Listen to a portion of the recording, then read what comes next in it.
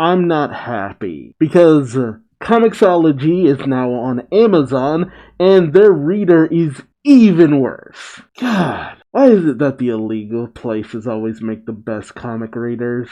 Why? Oh well. I'm still excited for this new edition of Evan Stanley's Sonic the Hedgehog series. It's the countdown to 50 as we enter into issue number 48 of IDW's Sonic the Hedgehog. And I love this cover by Dubs. If you don't follow him on Twitter, he is a long-standing friend of Ian Flynn, an amazing artist, and his art has just gotten more and more refined with time. This isn't the first cover he's done for IDW, but this is one of my favorite. Chaotix Confidential presents Villains with Filthy Faces, which kind of leads you to believe that they might be going up against Rough and Tumble. However, they have actually been tasked with finding out some information about strange goings-on all across the area, with a couple of hoodlums out there in the world causing all kinds of trouble. If you've been reading Imposter Syndrome, you already know what's up.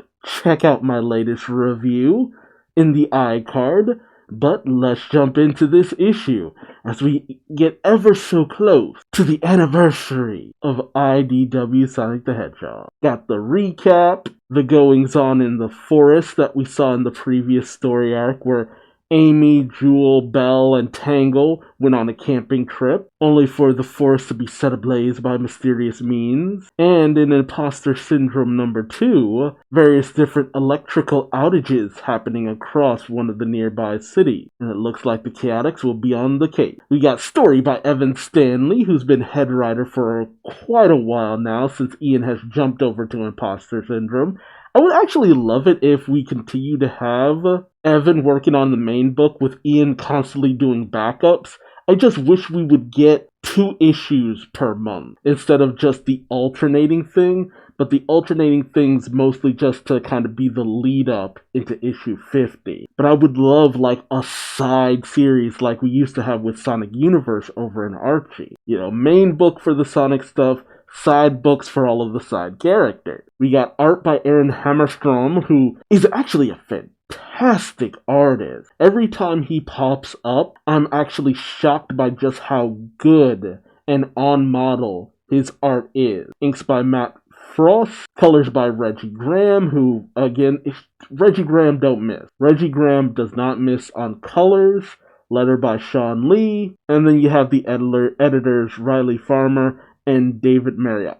So 2 editors means that this should be a tight ship. But that's enough tribute to the IDW staff. Let's really get into this. Been looking forward to this. Oh hey, okay, so we got something dealing with Night the Owl and Dawn the Rooster. They were in that Metal Virus special issue where they were the last people holding out hope and trying to get in communication with people in order to get them to safety during the whole Metal Virus situation. The lineup: Vector the Crocodile, Rocking Detective, Chaotix Leader, Espio the Chameleon, Ninja Spy Detective, Chaotix Member, Charmy B, Energetic Detective, Chaotix Member, Night the Owl, Helpful Radio Host, on KTBR 199.2 nightly, and Dawn the Rooster, Night Shift Custodian. So we see the radio station with Night doing his thing. Well, folks, the rooster's crowing, and you know what that means. I'll be back tomorrow with more advice and tunes to get you through the night. And remember, you're listening to... Only for him to be interrupted by Charmy, who says, "Ooh, can I say it? I want to say it. It's 190 new... 199.2 KTBR," as Vector and Espio roll up in Vector's car from, I believe, Sonic Team Racing. I really do love that Evan really has been making great use of all the characters having cars. And you got Dawn hanging outside the station saying, "About time you 2 got here. Come in and collect the little terror." And you got Charmy still going at it with the radio saying, "Don't do anything dumb during the day, cause Night can't help you." Charmy, God. He says, "Bye," as he's pulling on the cord as Knight signs off. Knight turns to the door. Vector, Espio, there's my favorite detective team. Here to pick up Radio's latest star? Knight kind of makes me think of Ian Flynn for some reason. And which is weird because we know what Flynn's, animal usually tends to be, but I don't know, something about Knight just really makes me think of Ian Flynn. Charmy says, "Did you hear me? I help pick the songs and fix people's problems." Knight says he's a natural, and Charmy goes buzzing over to Vector's arm saying, "I want to come back every night and..." He is out. That's actually the smart way to go. It's just like, keep Charmy's enthusiasm in check by having him just doing stuff elsewhere. Vector says, "Thanks for watching him. You guys are lifesavers." So what's the relationship between Knight and Vector? I would never have thought they knew each other. Don says, "What was it this time? A rampaging monster? Deadly assassin?" Espio says, "Returning library books. Charmy's banned for life. But if we told him, he'd be heartbroken." Oh, jeez. I can understand that. Kid doesn't know how to be quiet to save his life. Knight hands Vector a piece of paper saying, "Hey, I got quite a few calls during the show from Central City that you three might want to look into. I think there's a case in it for you. Interested?" Vector says, "A case? We're always interested." Now they're in traffic. Espio looking over the info Knight handed them. Power outages, traffic problems. It sounds like these people are dealing with a bad thunderstorm, not crime. Espio says, "Knight's got a good nose for these things. Has he ever led us wrong before?" Espio says, "He's certainly led us into trouble before. Trouble doesn't tend to get us paid." So they've known each other for a while. I actually like that. I like the Chaotix having contacts and stuff like that. And with Knight having a whole thing where it's just getting contacted by people who are in need or in trouble, that's a good way for the Chaotix to come in and do their thing, Vector says, "If we figure out what's up, I'm sure somebody will pony up a reward."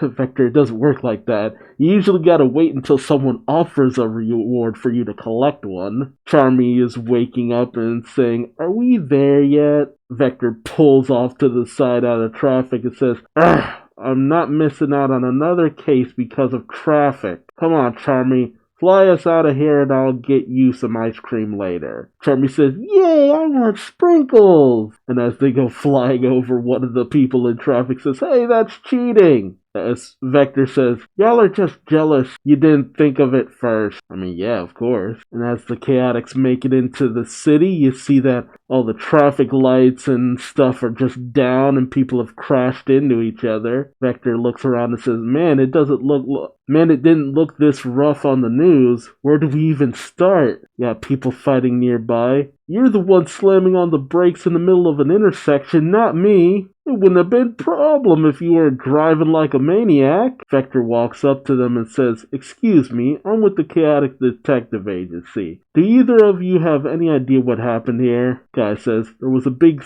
electrical surge. Wink wink. Then the whole city went haywire. Lights flickering on and off, traffic signals changed at random, the works. And everyone's suddenly forgotten how to drive. Watch it, pal." And then a crowd just gathers around the Chaotix. "Hey, are you guys here to help us out? I heard that even the restoration's responders are stuck. My nan's waiting across town." Charmy says, "Geez, everyone here is real angry." Espio says, "We're getting nowhere with this." Vector says, "Nobody seems to have any idea what or who caused it." And a weirdly kooky looking old man says, "I know who done it. No, wait. I know who done did it. I saw him coming out of the sewer. It was the Central City mutant monster crocodile. Had to be." And while Charmy is looking really impressed by the mystery, of course Vector and Espio looking a little skeptical. Espio says, "I don't know about that." But the kooky old man says, "Watch out, they'll eat your little bee friend." Vector says, "We might be able to see more from under the street." As they head down into the sewers, Vector says, "How's it looking?" And Espio spots some slash marks on some of the electrical cables in the sewers, saying, "Promising." Espio Vector, examining the slashes, says, "Dang, whoever did this is a tough customer. I'm almost glad they're long gone." SBO says, "But there's a crocodile right here." Vector then says, "Oh, hush up." And then they hear a splash. Vector says, "What was that? What was that noise?" Cling! And Charmy spots a figure with a crate moving through the water. He says, "Hey, look, there's somebody there." Vector leads the charge, says, "Get him, Chaotix." And as SBO throws out ninja stars, Vector holds out his hand. "Charmy!" And as Charmy flies into Vector's hand, he says, "Here I come," putting down his goggles as we get a fastball special from Vector throwing Charmy. "Kid throw!" Charmy says, "Stinger attack!" And the figure freaks out and goes running off. SBO says, "Where?" And Charmy says, "This way, follow me." But as they go down the corridor, all there is this rancid, stinky gas. Vector says, "Ugh, can't see a thing down this way." "No good, we can't chase a guy we can't see." SBO says, "I much prefer when the shadows are on our side." And Charmy says, "Ew, what's that smell?" Vector says, "Something down here reeks." SBO says, "I say we make a tactical retreat." Vector says, "You could say that again." Whew. Okay, they make it out of the tunnel. Vector says, "Man, that stinks." SBO says, "It's a lot better out here, though." Vector says, "I meant that figuratively." But then Charmy notices the crate that the figure was carrying smashed open, saying, "Hey, I think he dropped that when he ran away." Vector says, "That's something." And as SBO picks up the crate, a whole bunch of scrap metal falls out. Charmy looks around, says, "Is it a clue? Did I spot a clue?" SBO says, "It's full of scrap metal. Who would want this?" Vector, examining one of the packaging labels on the piece of wood from the crate, says, "I don't know, but I know where they came from." They head down to the docks, as you do. And Charmy says, "Where is everybody?" Vector says, "I guess there's not much point working in a shipping district when all the roads are plugged up. Better spread out and start looking for whatever it is we're looking for." Charmy plugs his nose and says, "I'm going with SBO. You're still stinky from the sewer." Vector gets mad and says, "I am not." SBO says, "Wait, did the smell follow us? Or are we on its trail?" Vector says, "Sniff, you're right. We must be on the right track." So they follow their noses until they make it to a warehouse. As Vector says, "Out of the law. End of the line. This place has sure seen better days. I can read." Charmy says, "Looks abandoned." "Hey, anybody?" Vector then goes, "Shh. Maybe that's just what they want us to think." SBO, putting his ear, or whatever he has, up to the wall, says, "I hear voices. Let me handle this." As he goes invisible, Vector says, "If there's trouble, just holler and we'll back you up." Okay. I like this. So SBO goes scaling up the walls, invisible-like, makes it to a skylight, and jumps on in. And then we see him. Rough, Tumble, and the person I guess who's employing them, Clutch the Possum, who we were introduced to in Chow Races and Badnik Bases. It didn't take long for him to really start showing himself as the new kingpin of crime around here. Every version of the series has him. You either have Mammoth Mogul, Breezy, and now you got Clutch. I miss Breezy, though. Ruff says, "I swear, I was minding my own business, doing like you said. Then bam, they were right on top of me. Don't worry, though, I gave him the slip. Gave him a whiff of the old stink bomber and turned him right around." Clutch says, "Were you able to deliver the crate?" Ruff says, No, must have dropped it in all the excitement." Tumble says, "Guess we can't get out of the city that way again." Clutch says, one route for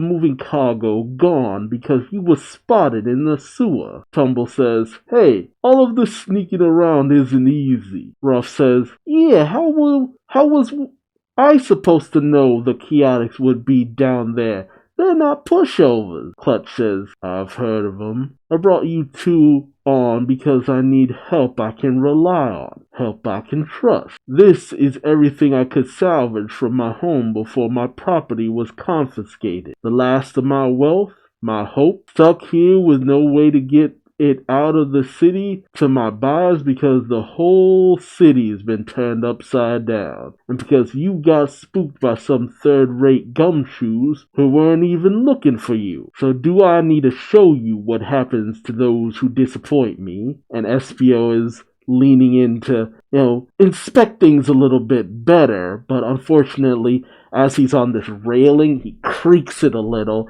and Clutch immediately hears that sound and uses his cane as a rifle, shooting at Espio, covering him in some dirt. Clutch says, "You two are in luck. Looks like you have a chance to redeem yourselves." As Clutch is firing off multiple rounds, blam, blam, blam, Espio gives the signal, a whistle, which I cannot whistle, and in comes Vector, bursting down the doors with a sonic scream. Clutch says, "That's your cue, boys." And Ruffled Tumble says, "You tracked us down? Might think we're humble, but you've never tangled with Rough and Tumble." Vector says, "So that's how you want to play it. Okay, then I'll say it. Your judgment slipping thinking to try the croc. Gonna be tripping, better watch the walk. Chameleon's on the other one to fear never know when he'll appear behind you, but it's you I wanna hear. Singer's coming on the next pass. Beehive's ready, gonna kick ya." The Charmy interrupts, saying, "That's me. I'm the bee, right?" Was Vector laying down rhymes? I am very much not used to that. Let me go over that again. That was wild. I'm not used. It's been years since I've had Vector actually trying to rap. So that's how you want to play it. Okay, then I'll say it. Your judgment slipping, thinking to try the croc. Gonna be tripping, better watch the walk. Chameleon's on the other one to fear never know when he'll appear, but it's you I want to hear. Things coming on the next pass. Beehive ready, gonna kick your ass. He was gonna say ass. That was a bit of fun. Okay, so what was happening while Vector was laying down the rhymes is he manages to use his tail to sweep the legs of Ruff, and as Tumble was coming in for a punch, Charmy distracted Vector, and so Tumble was able to just take Vector's head and just slam it into the ground. During all of this, Clutch is trying to make his escape,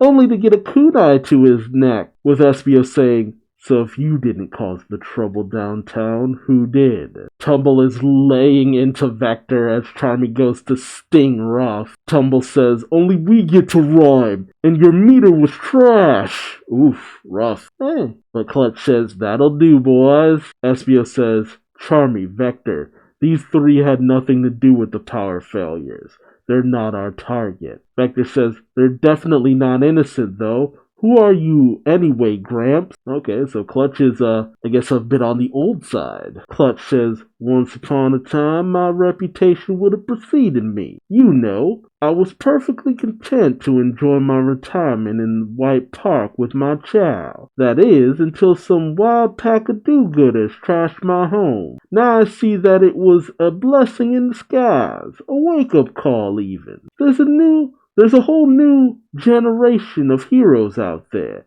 Heroes I've never tricked, swindled, or beaten. And as long as I'm alive, that simply won't stand. It's high time I rebuild my empire. It may be a humble start, but it's reliable. There's always someone out there looking for weapons." Weapon steal. Okay. I'm glad that, it looks like Clutch might become a reoccurring adversary for the Chaotic. That could be pretty cool. Oh, wow. And then Vector, hearing all of that, says, "Espio, stand back!" Holds his arms high up in the air, and, I mean, if you've played Sonic Heroes, it's one of those signature attacks of Vector, where he just comes slamming down on the ground. And since they're on a warehouse by the docks, the entire floor opens up, and all the weapon crates in Clutch's inventory go right into the drink. Vector turns to Clutch and says, "Looks like all your stuff's gone too bad." Espio says, "Move, we're not letting you go. Clutch says, of course, there's just one thing. Might these be yours, son? Ooh, he has smoke bombs. I guess they're Espio's. Wow, Clutch managed to pickpocket Espio. Oof, shame on his ninja clan. Espio's like, how did you get? And then Clutch just throws him down. Smoke screen! And then he grabs Rough and Tumble and they skedaddle. Skiddy-did-did-did-daddle. And Clutch cries out in the smoke as he escapes. Spread the word, Chaotix. Clutch the Possum is back. And as the smoke clears, Espio says, I'm sorry I failed. Vector says, nah, it's all good. We didn't know what we were getting into. Charmy says, so who did mess up the city? Vector then says, I don't know, Charmy. The trail's gone cold. I guess we'll have to wait and see what happens next time. Calling all badnik. This was actually pretty fun. Honestly speaking, I want more of a mini-series with the Chaotix, because that was one of my favorite stuff in the post and pre-reboot of Archie. You had the pre-reboot where they were tracking down Mighty and Ray. You had the post-reboot where they were escorting a princess on the high seas. Like, it's not the most out there stuff, but Chaotix doing their thing is always a load of fun. And honestly, if there was a side miniseries where the Chaotix were trying to go up against Clutch as he's building up his criminal empire, or he's fully established a criminal empire and they need to take it down to get like weapons off the street and out of the hands of a bunch of thugs led by Rough and Tumble, I'd actually kind of be on board with that. Something like that would also be a great opportunity. Like, what if Clutch brought in Mimic as his own personal assassin, because he's the highest bidder, he pays the most. And then maybe you get a team up of the Chaotix and maybe Whisper, or maybe they even have to bring in both Whisper and Tangle. God, the hyperactive energy of having Tangle and Charmy teamed up, insanity. And Whisper and Espio would probably get along like thick as thieves. Because honestly, the IDW writing staff, Ian and Evan, they've really been doing their damnedest to build up the Rogues Gallery. Because yeah, it's great to see Sonic go up against Eggman, but Eggman needs to be the main event, the big showstopper. With all these, smaller time baddies out there, that gives an opportunity for Sonic to just get one over on someone who's, not as capable, doesn't have the expansive resources, or even have some of the side characters actually out there doing their own thing. Like, this just made me want a whole Chaotix side story. Like, seriously, 3-issue miniseries. 4 if you need it, but I think a 3-issue miniseries of the Chaotix dealing with Clutch, that would be amazing. I'd love to see it. Once Imposter Syndrome is done, dude, give me Chaotix. But let me know your thought in the comment section below. What do you think about the idea of Clutch becoming a main antagonist to the Chaotix? Is that a yay? Is that a nay? And if you like this video, feel free to subscribe. That way you don't miss out on my next reaction video of the next issue of Imposter Syndrome, as we continue to make our way to the anniversary issue 50 of IDW's Sonic the Hedgehog. But until then, I've been Duuz-Diz-Din, and I hope to see you in the next video. Until then, bye-bye!